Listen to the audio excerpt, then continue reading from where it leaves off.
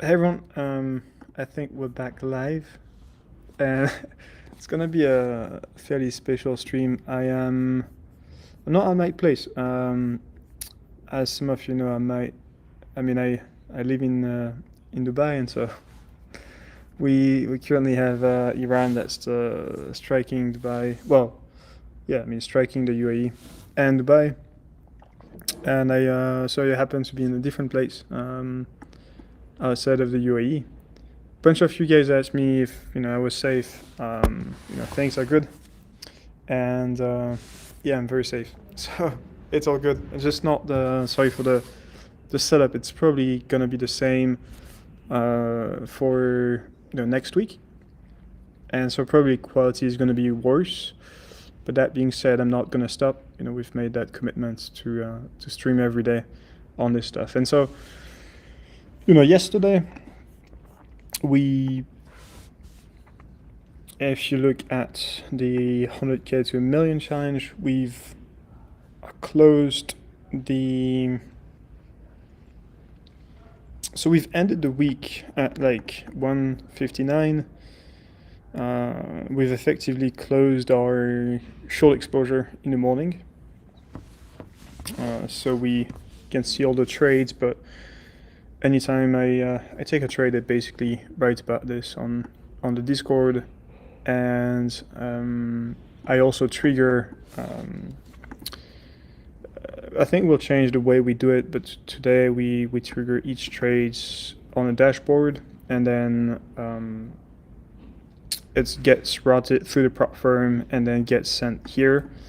Some of you commented on my hyperliquid address, like this one, which I showed a few times. It's not replicating the trades one-to-one. And so what I'll do is, as soon as I can access my hardware wallets, so as soon as I go back to my place, I'm going to be able to have it with the current equity, and so it's going to be much cleaner to track. So sorry for this. That being said, we just closed the short exposure on ETH and Hype. That was mainly because it was, I usually don't trade on weekends. I think weekend moves are a fade, and so it was on the basis of the Iran, US striking Iran and then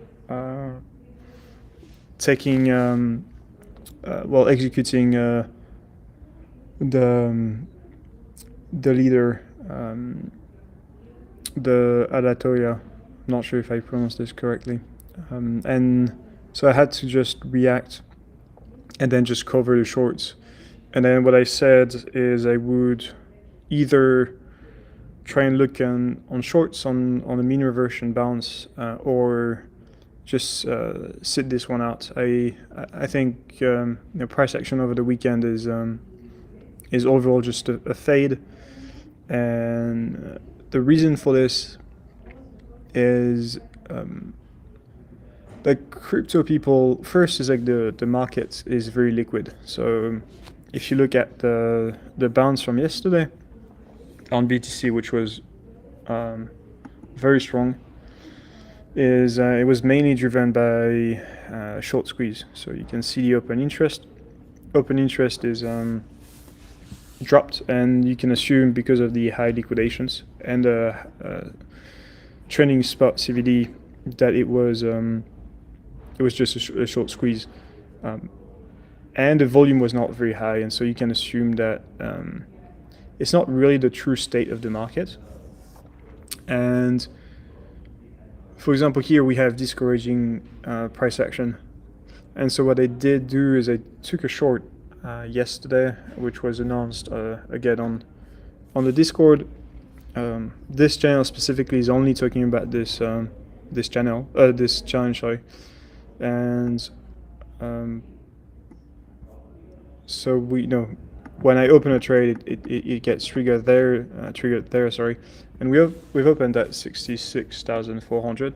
So currently we are down, and we had quite a big like unrealized loss. We took 2.5 drawdown. I did say that the invalidation is 68, and so when I usually don't trade with stops.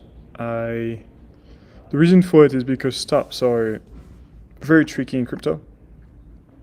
I do recommend for any new trader to trade with heavy stops.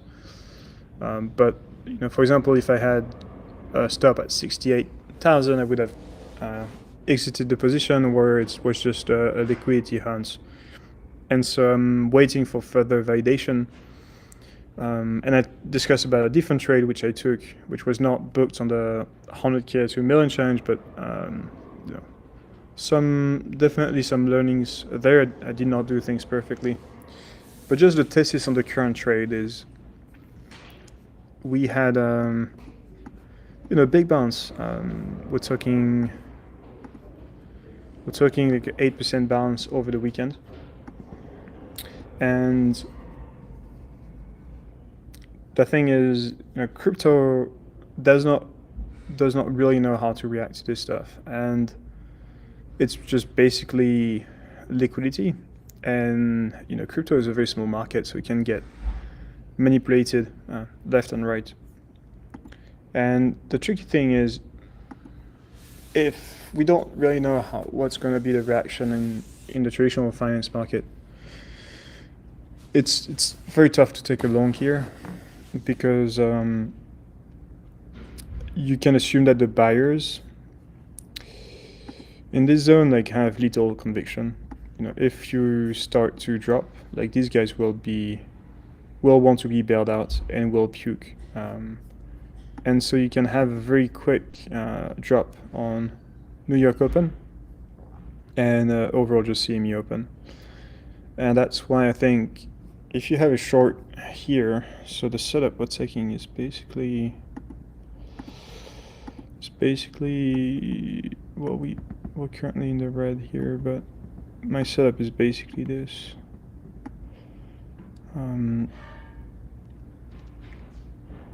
It's like 1.5 the risk I'm willing to take, and I think the invalidation is pretty clear. And I think as we approach CME, it's an interesting trade, just because of I don't believe in weekend price action so much, and just I'm not sure exactly here what's going on. For example, you have the OI. If we look really at the very low time frame picture, you have the OI that's increasing, and I believe funding rates are positive. No, they're actually slightly negative. So is it shorts opening? Is it what's going on? But the thing we know is the spot is not supporting the price, which was the case on the ramp up. So now the question is, what do we do on Monday? So it's either we get stopped, and hopefully we don't get stopped before CME opens. I usually tend to have pretty wide invalidations, and I do not invalidate on price alone, but also on certain events. And I've made that mistake on the trade on hype, but we'll discuss this about this later. But hopefully we don't have a 4-hour close above 68. But that will be me closing that trade, and then the other TP is I want to see the reaction on New York Open, and I want to see the follow through. So if I don't see any follow through on New York Open, I have no incentive to cover the short. If I see a lot of buy pressure on New York Open that gets sustained through a session, I'll have to cover the short. I think irrespective of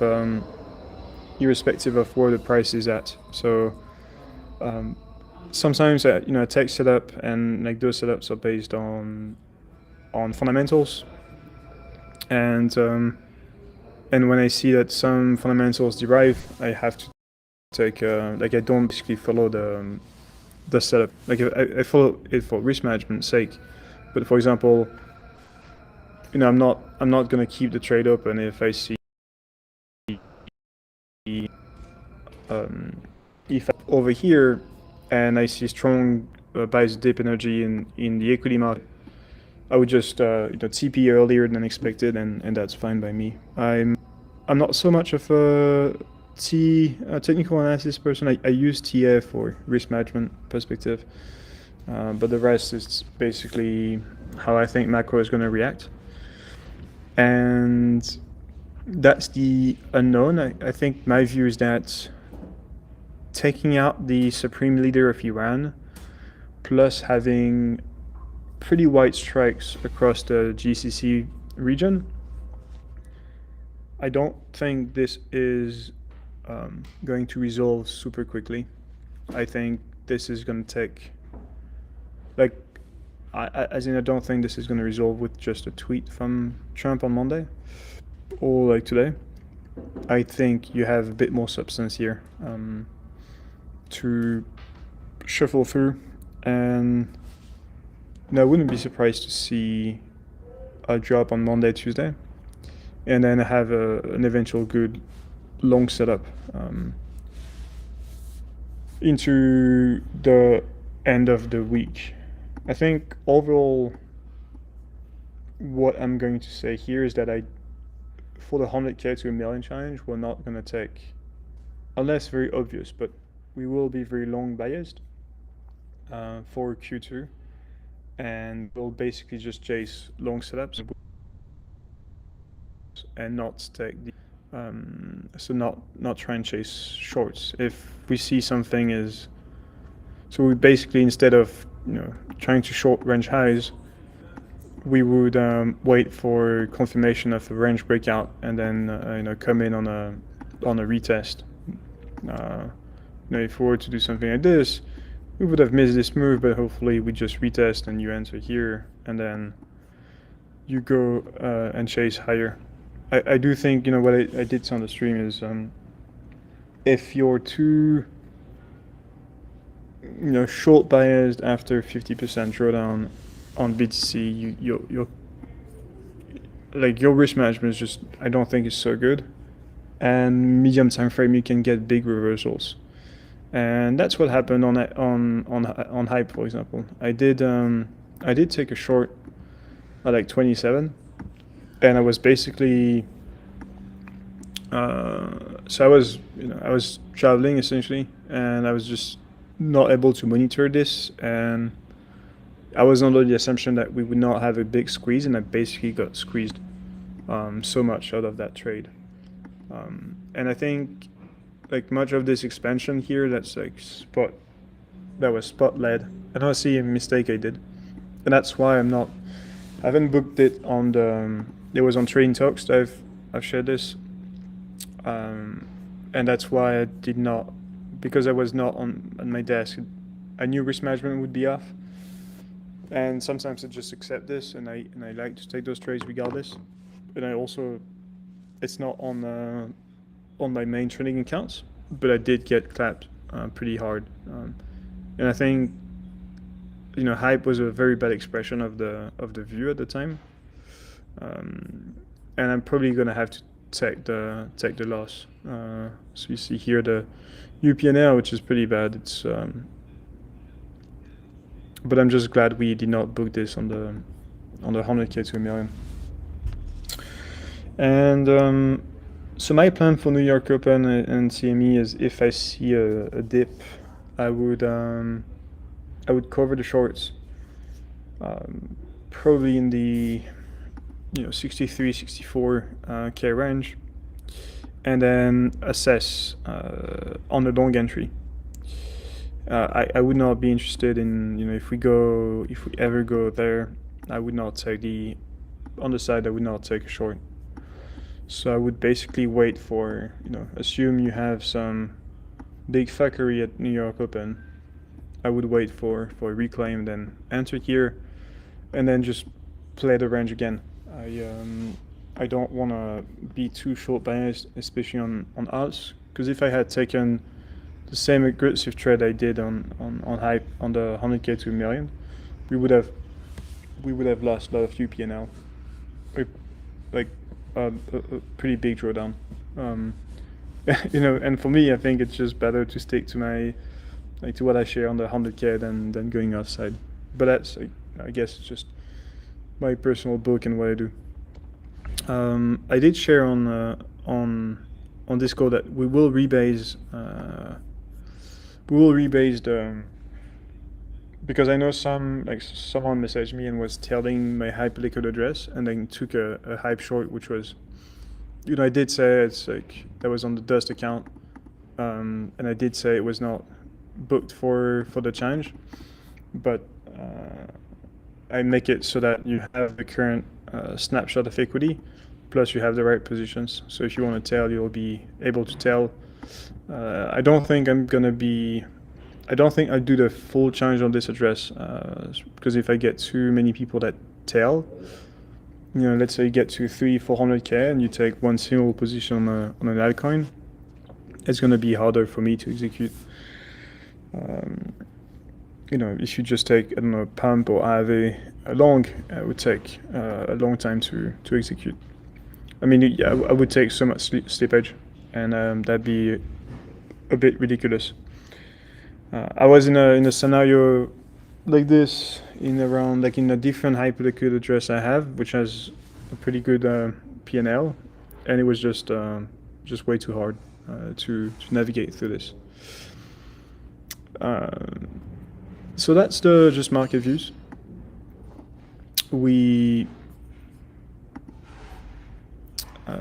So here is just the beta account, but I wanted to show you something. So again, source of truth for the challenge should be this page, and that's how we book each trade, and they get streams to Discord directly. And that's the trades I talk about, the streams, that's the ones that are here. We did, if I go on my X, for my X profile, we did discuss about the one program, which is the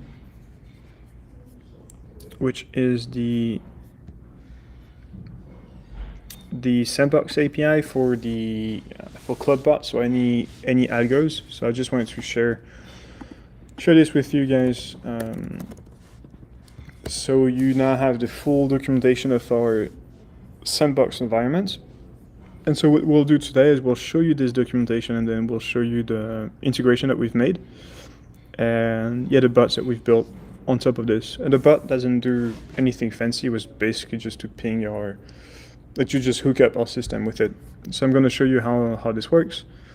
And so a couple of things. I mean, two important things is we will ship very early next week. So next week I'll focus, for the firm, is to get the hands of the community on this towards the mid to end of next week. And we've got a big UI sprint to do. So we are bringing in one front-end engineer to help specifically on this. And then James and I will be grinding the whole UI just to make sure it's high fidelity, and we're happy with it. And then what we'll ship is improvements on the auth pattern for bots, so the ability to auth through API keys.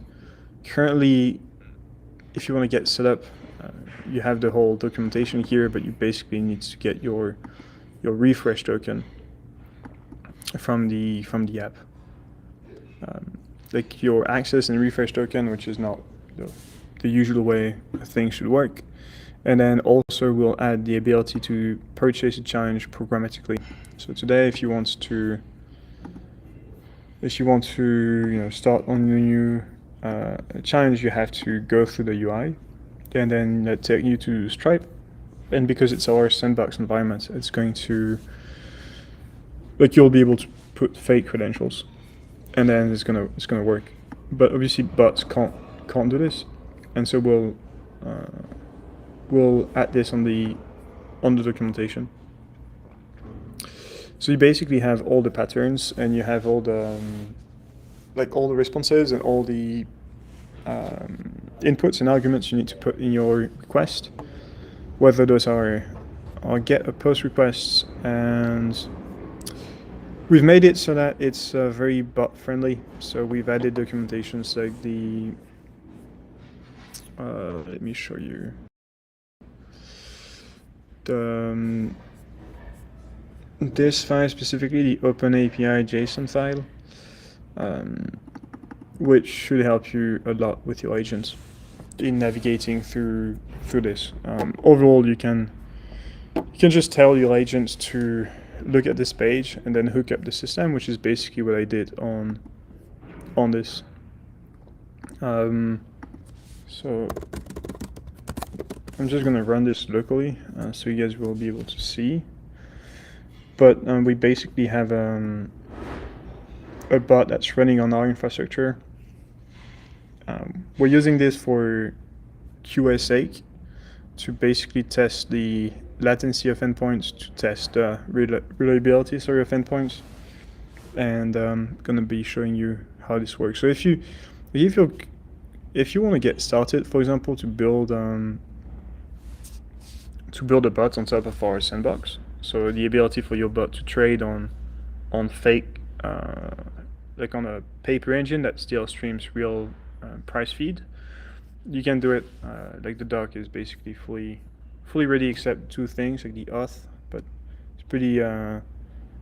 You have like your ways around it, but then it's then the other thing, which is the challenge, but you can still go through the flow.